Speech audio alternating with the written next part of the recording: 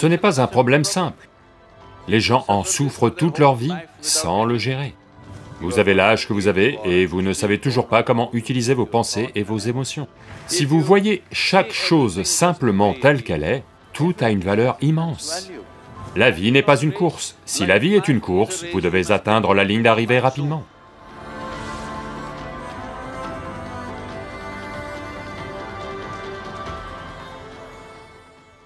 Je me retrouve souvent dans une situation où je ne suis pas contente de moi. Je compare mes capacités, mes réussites et même mon apparence à celle des autres. Je pense que c'est l'une des raisons de ma faible estime de moi. Comment renforcer mon estime de moi et me débarrasser de la haine que j'ai envers moi-même? Eh bien, cette estime de soi, cette confiance en soi, toutes ces choses, malheureusement, ont été beaucoup vendues sur la planète. Pourquoi avez-vous besoin d'estime? Pourquoi avez-vous besoin d'estime? L'estime, c'est parce que vous voulez être un peu au-dessus de quelqu'un d'autre en permanence. Malheureusement, nos systèmes éducatifs ont été conçus comme ça dès la maternelle.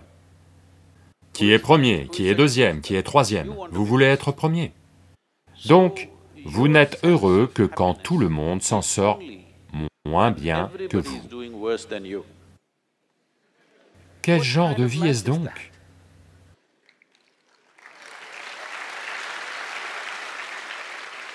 Pourquoi structurons-nous nos vies comme ça, que si tout le monde s'en sort mal, moi je me sens super? Je pense que c'est une maladie. Allô?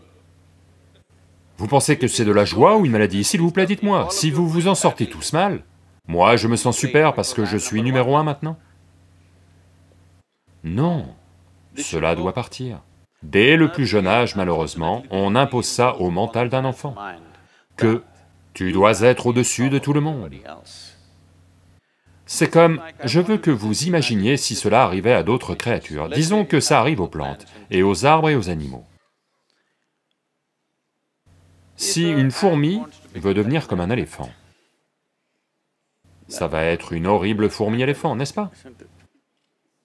Supposons qu'un manguier veuille devenir comme un cocotier, ce sera un horrible manguier, parce qu'avec une branche comme ça, aucune mangue n'en sortira. Un manguier est comme ceci, un cocotier est comme ça, c'est comme ça que ça doit être. Ceci s'est produit parce que, de tant de façons, les gens vous ont mis ces choses dans la tête. Ce qui est bien, ce qui est mal, ce qui est élevé, ce qui est bas, ce qui est en haut, ce qui est en bas. À cause de ça, vous n'avez jamais prêté attention à chacun des aspects de la vie, dans le sens où, peut-être que les gens des sciences humaines et les avocats... Qu'êtes-vous? Oh, les comptables. Vous n'avez jamais prêté attention à ces choses. J'ai passé beaucoup de temps à prêter attention à toutes sortes de créatures, les fourmis et les sauterelles et les vers et tout. Si vous observez, disons, une fourmi, ou prenons quelque chose d'un peu plus gros qu'une fourmi, comme une sauterelle, elle est plus facile à voir. Si vous la regardez attentivement, qui que ce soit qui a créé cette sauterelle a porté autant d'attention à une sauterelle qu'à celui-ci. S'il vous plaît, regardez et vous verrez. Quand la source de la création a accordé autant d'attention à la fourmi qu'à vous, qui diable êtes-vous pour penser qu'une fourmi est une créature inférieure et que vous êtes un super être humain? Pourquoi portez-vous ce jugement? La création n'a pas porté ce jugement. Vous pensez peut-être que vous êtes supérieur simplement parce que vous marchez de façon brutale sur cette planète, mais ce n'est pas vrai. Le fait est le suivant.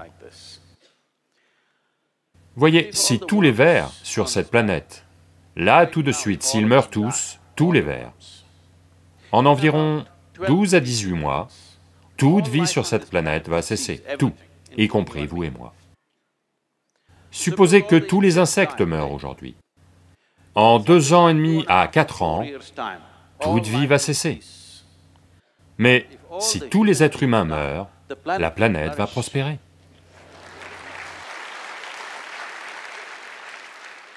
Oui, on fait du bon fumier. Si les êtres humains s'en vont, ici même, dans ce bâtiment, les arbres vont pousser, n'est-ce pas? Oui ou non? Tout va prospérer. Donc, qui diable vous dit que vous êtes la vie la plus importante? Cette idée que le cosmos est centré sur l'humain est une idée stupide. Dans ce cosmos, même ce système solaire est une minuscule poussière. Demain matin, si le système solaire tout entier s'évapore, personne ne va le remarquer. Il est à ce point petit. Dans cette minuscule poussière, la planète Terre est une micro-poussière.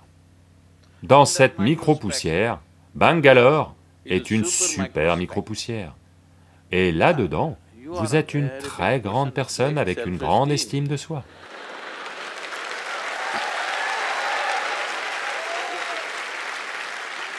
Ce n'est pas un problème simple. Les gens souffrent de ça toute leur vie, sans le gérer. Essentiellement, c'est simplement ça. Vous vous êtes mis dans une situation où... La plupart des êtres humains sont dans cette situation. Vous vous mettez dans une situation où vous ne pouvez pas gérer votre propre processus de pensée et vos émotions, c'est tout. Vous rencontrez des gens de 50, 60 ans, ils n'ont toujours pas compris comment gérer leurs pensées et leurs émotions. Ce sont des facultés basiques. Quand donc allez-vous apprendre à utiliser vos pensées et vos émotions? Supposez que vous ayez 20 ans et que vous ne sachiez toujours pas utiliser vos doigts. Les gens vont dire que vous êtes handicapé, n'est-ce pas? Vous avez l'âge que vous avez et vous ne savez toujours pas comment utiliser vos pensées et vos émotions. Êtes-vous handicapé aussi?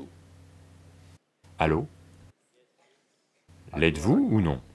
Vous l'êtes, vous vous êtes handicapé vous-même. La raison pour laquelle c'est arrivé, c'est simplement parce que vous avez créé des divisions contre nature dans l'existence, qui n'existent nulle part ailleurs, à part dans le mental humain.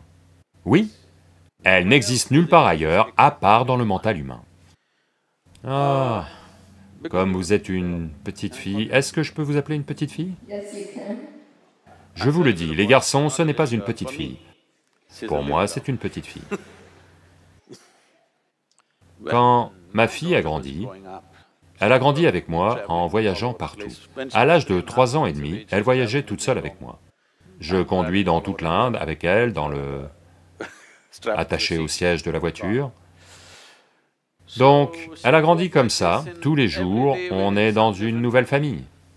Les gens sont merveilleux, mais il y a un problème avec les adultes. Dès l'instant où ils voient un enfant, ils veulent enseigner à l'enfant quelque chose qui n'a pas fonctionné dans leur vie.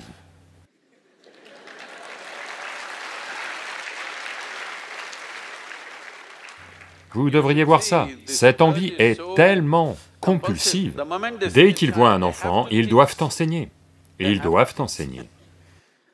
Donc j'ai créé une règle. Voyez, vous pouvez jouer avec elle autant que vous voulez. Vous pouvez lui parler. Mais personne ne va lui enseigner quoi que ce soit. Mais Sadhguru, elle ne va rien apprendre. L'alphabet au moins, 1, 2, 3. J'ai dit, pas 1, 2, 3. Alors ils ont dit, elle ne saura même pas compter sur ses doigts. Ça m'est égal. Si elle ne sait pas compter sur ses doigts, tant qu'elle sait utiliser ses doigts, ça m'est égal. Elle pense qu'elle a 1 million de doigts, qu'est-ce que ça me fait? Mais ils veulent enseigner 1, 2, 3, ABC, Marie avait un petit agneau.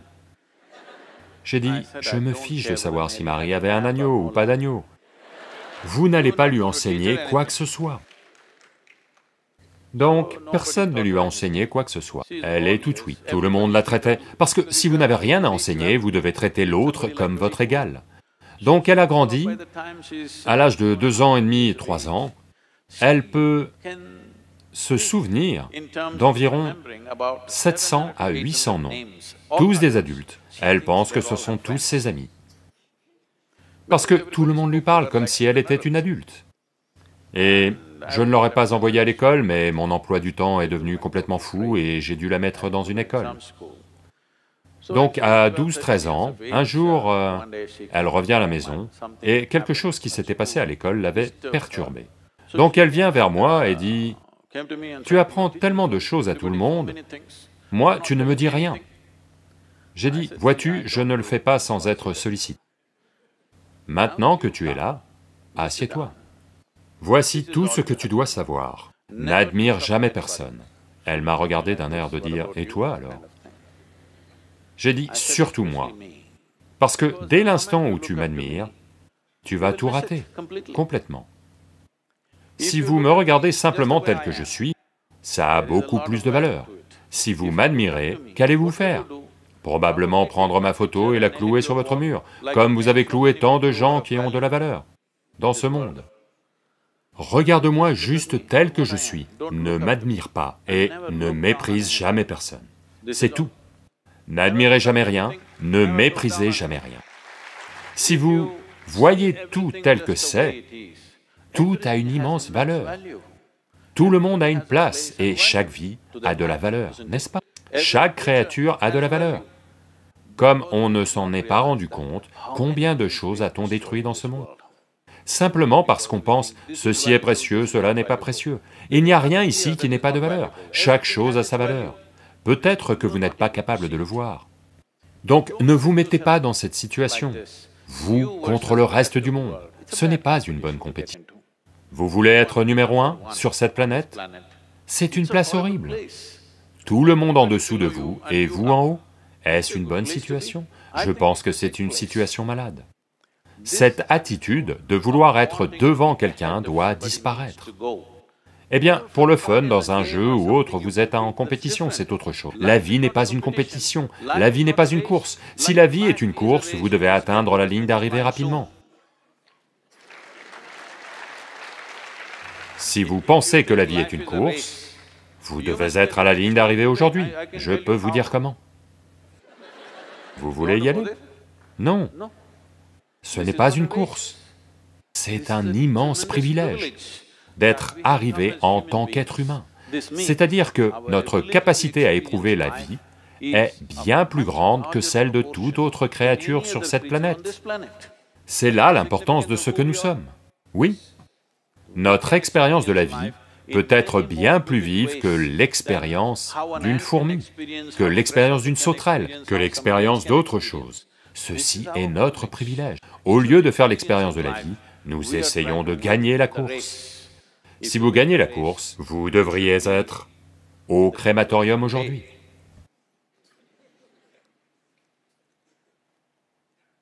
Vous n'avez pas besoin d'estime de soi. Dans cette culture, si vous ne le savez pas, il peut y avoir des gens qui s'appellent comme ça.